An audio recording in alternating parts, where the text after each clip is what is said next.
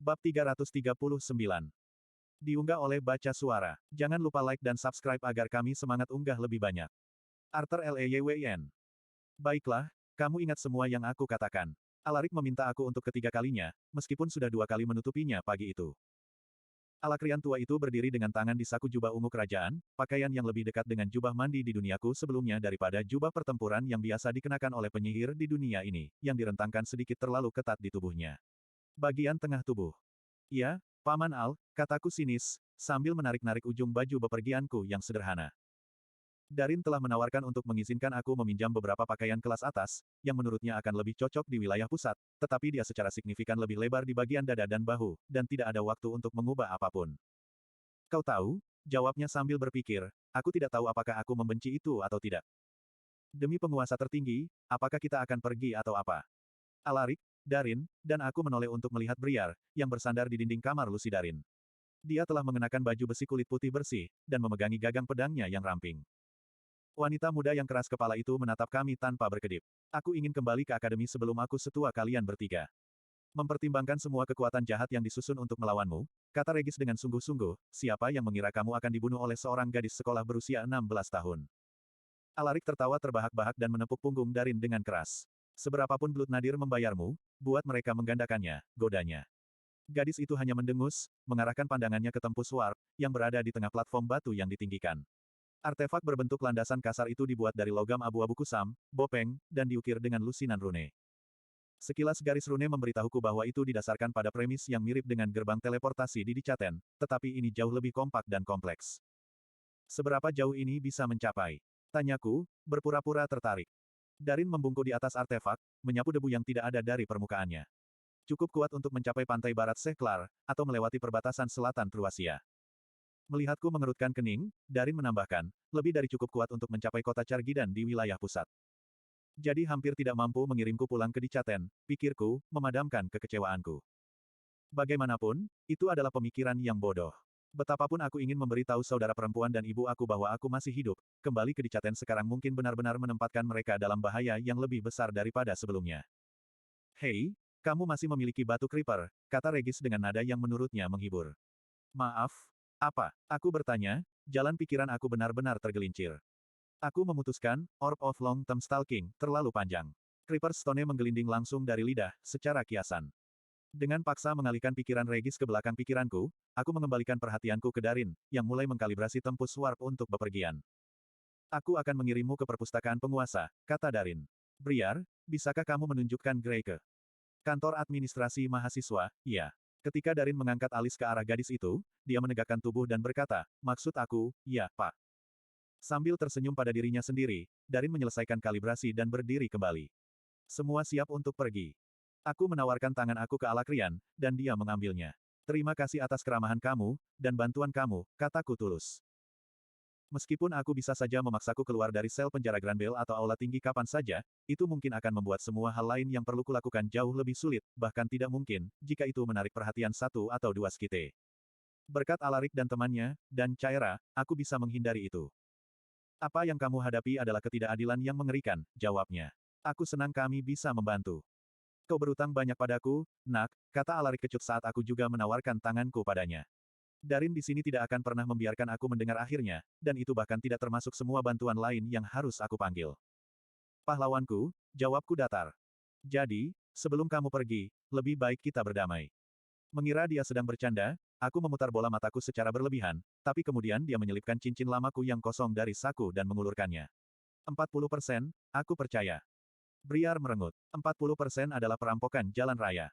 Darin membuat lelaki tua itu mengerutkan keningnya karena malu, tetapi menyimpan pendapatnya tentang transaksi kami untuk dirinya sendiri. Ditambah 10% untuk jasa aku sebagai penasihat hukum kamu, tambahnya sambil mengedipkan mata.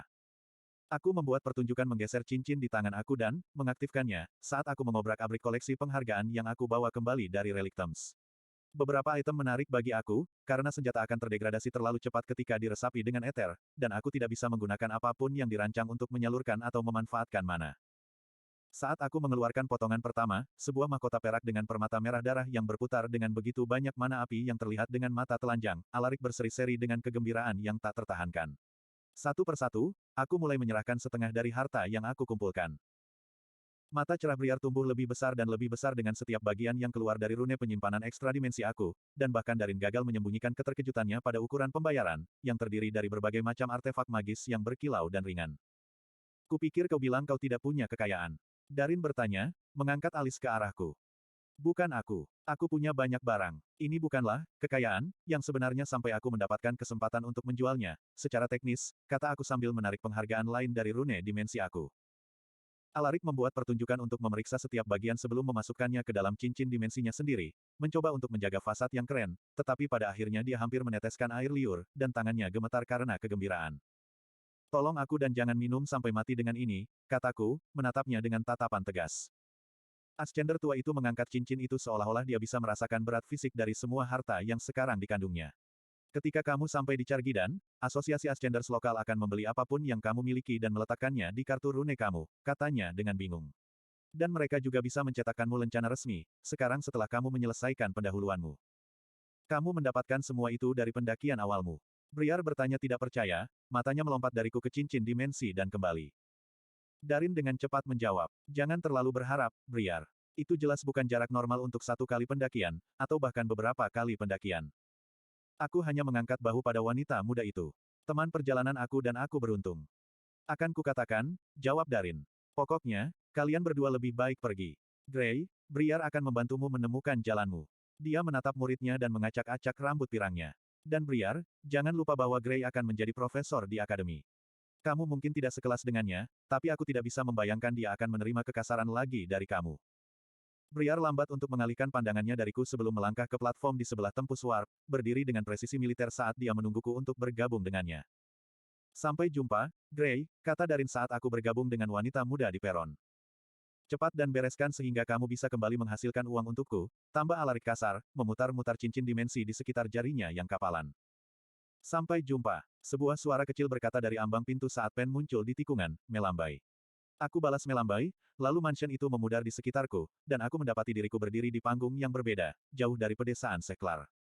Transisi itu mulus, tanpa penyakit menggelegar atau memutar bagian dalam aku. Platform di bawah kaki aku telah berubah dari batu telanjang menjadi kayu gelap, sementara ruangan di sekitar aku secara bersamaan sangat luas dan sesak. Melirik dengan cepat ke sekeliling deretan rak buku, masing-masing penuh dengan buku-buku bersampul kulit, aku mempertimbangkan banyak sekali informasi yang terkandung di dalam perpustakaan ini. Puluhan ribu buku tentang setiap topik yang bisa dibayangkan. Meskipun, jika dikuratori dengan hati-hati seperti perpustakaan di Aramor, mungkin tidak ada sesuatu yang sangat penting atau berguna di sini, pikirku, meredam ekspektasiku. Slot iklan. Kamu bisa pasang iklanmu di sini. Tetap saja, aku ingin menghabiskan beberapa saat tenang untuk mempelajari Alakria, penguasa, dan relik Tom. Masih terlalu banyak yang tidak aku ketahui, terlalu banyak cara yang bisa aku lakukan tanpa menyadarinya. Aku berharap perpustakaan akan berisi beberapa jawaban.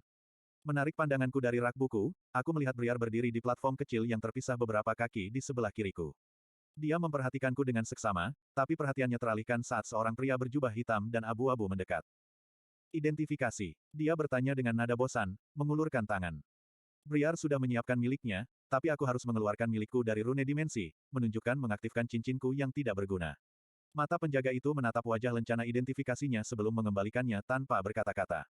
Namun, ketika dia sampai pada milikku, dia menatapnya selama beberapa saat, kerutan yang dalam terbentuk di wajahnya.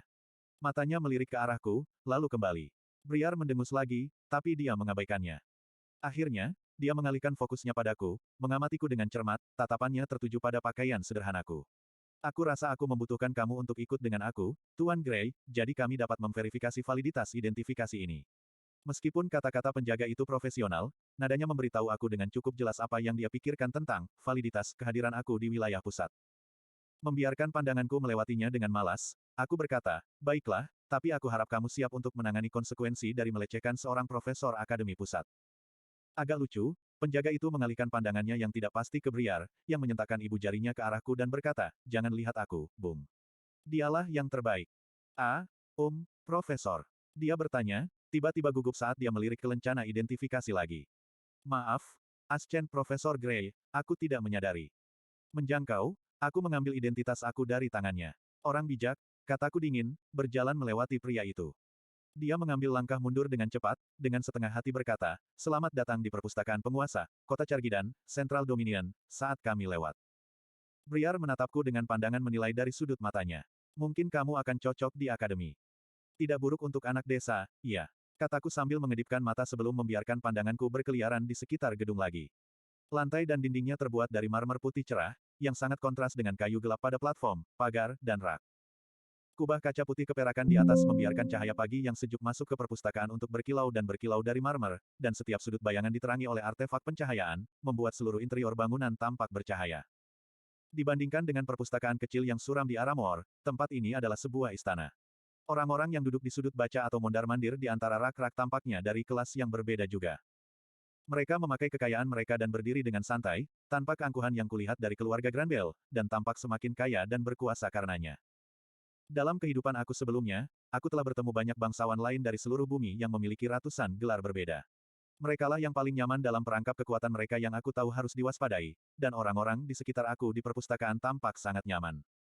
Sebuah teluk lebar dengan pintu kaca putih mengarah ke halaman rumput hijau, di luarnya ada jalan yang sibuk dengan orang-orang. Meskipun ada beberapa lalu lintas pejalan kaki di sini, tampaknya lebih umum bagi para darah tinggi ini untuk bepergian dengan kereta, beberapa di antaranya berguling saat aku melihat, ditarik oleh berbagai binatang buas mana.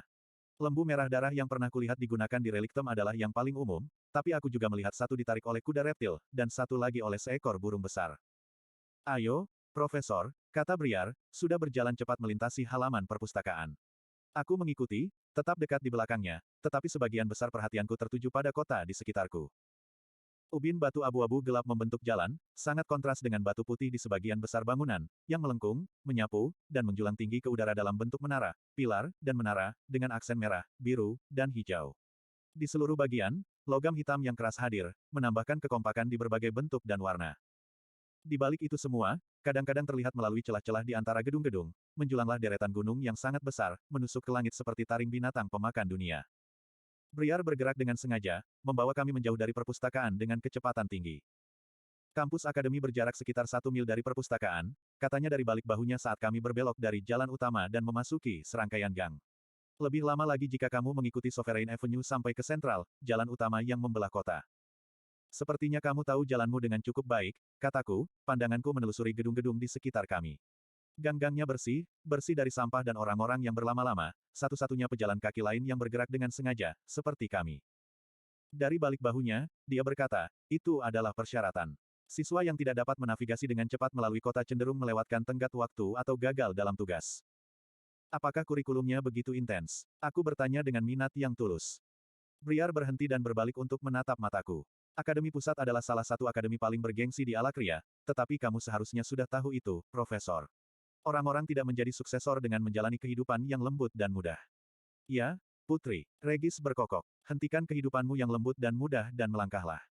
Aku minta maaf karena menjalani kehidupan yang begitu mudah dan bebas percobaan. Oh senjata Asura yang hebat dan kuat, pikir aku, datar.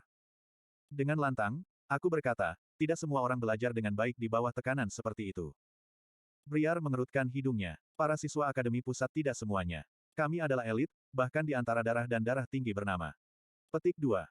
Tanpa menunggu jawaban, dia berputar, membuat rambutnya yang cerah berputar-putar, dan mulai berbaris lagi. Kami berjalan dalam diam selama beberapa menit sebelum melangkah kembali ke jalan raya utama. Jalan itu padat dengan lalu lintas pejalan kaki dan dipenuhi dengan bisnis yang kemungkinan besar melayani para siswa akademi, restoran dan kedai minuman, gudang senjata, toko pakaian kelas atas, dan beberapa toko yang mengklaim untuk membeli dan menjual penghargaan. Kau tidak menginginkannya, kata Briar ketika aku memperlambat kecepatan membaca tanda di luar penghargaan Enfile. Toko-toko ini semuanya teduh, dan sebagian besar orang yang berdagang dengan mereka juga. Hebat jika kamu memiliki penghargaan curian untuk dibuang dengan tergesa-gesa, tetapi tidak begitu banyak untuk menjaga reputasi kamu sebagai profesor akademi pusat. Jika kamu akan menjual barang-barang yang alarik tidak membuat kamu marah, bawalah ke Ascenders Association. Lagi pula gedungnya tepat di luar pintu masuk kampus. Hampir seolah-olah untuk menekankan maksudnya, pintu terbuka dan seorang pria bermata licik dengan jubah pertempuran abu-abu kotor keluar. Perhatiannya tertuju pada batu kaca di tangannya sehingga dia hampir menabrakku. Dia tersentak saat aku melihat ke dalam penglihatannya, menatapku dengan curiga, lalu menarik tudungnya ke atas dan masuk ke kerumunan orang yang lewat. Briar menatapku yang mengatakan, lihat. Sudah bilang begitu. Aku mulai berbalik ketika aku melihat gambar bergerak bermain di permukaan semacam kristal yang diikat ke sisi bangunan dengan tanda kurung hitam. Ketika aku melangkah lebih dekat, aku menyadari bahwa gambar itu bergerak melintasi lanskap yang hancur dan hancur. Briar tersenyum. Ini benar-benar pertama kalinya kamu ke salah satu kota besar, bukan? Ini semacam artefak proyeksi. Aku bertanya, mengambil langkah lebih dekat. Menampilkan gambar yang direkam. Begitu aku berdiri dalam jarak beberapa kaki dari artefak, suara laki-laki yang kuat memenuhi kepalaku. Gambar yang benar-benar mengerikan diambil dari negara Elenoir paling timur di Caten. Hilangnya nyawa, baik untuk Dicatians asli yang dikenal sebagai elf, dan Alakrians pemberani yang secara sukarela pindah ke hutan yang jauh, tidak terhitung. Agrona berdaulat tinggi bersikeras. Tenang, dan mengharuskan semua Alakrians untuk memahami serangan oleh Asura keji Epeotus ini tidak akan terjawab. Selanjutnya, kita semua akan bergabung bersama untuk mengucapkan terima kasih kepada penguasa tertinggi, karena terus melindungi kita semua dalam. Aku mundur selangkah, dan suara itu terputus. Telepati jarak dekat, aku menatap Briar untuk konfirmasi. Dia mengangguk, melangkah mundur dari jangkauan dirinya sendiri. Orang tua aku mengira mereka sangat pintar, menebak bahwa perang telah berakhir dan bertaruh pada pendakian sebagai gantinya. Kurasa perang belum berakhir seperti yang mereka kira. Bukankah ide berperang dengan makhluk yang mampu melenyapkan seluruh negara membuatmu takut? Tanyaku, sedikit terkejut dengan kurangnya empati atau ketakutannya pada gambar yang masih diputar tanpa suara di artefak proyeksi.